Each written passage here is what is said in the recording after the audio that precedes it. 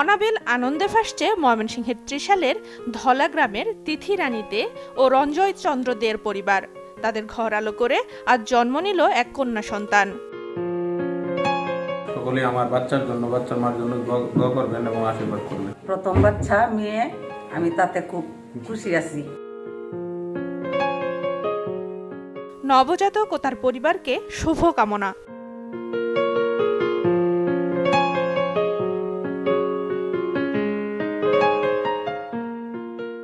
প্রথম থেকে আমার ভরসা টুইঙ্কেল বেবি ওয়াইপস। এর অ্যান্টিব্যাকটেরিয়াল ফর্মুলা শিশুকে রাখে জীবাণু থেকে সুরক্ষিত।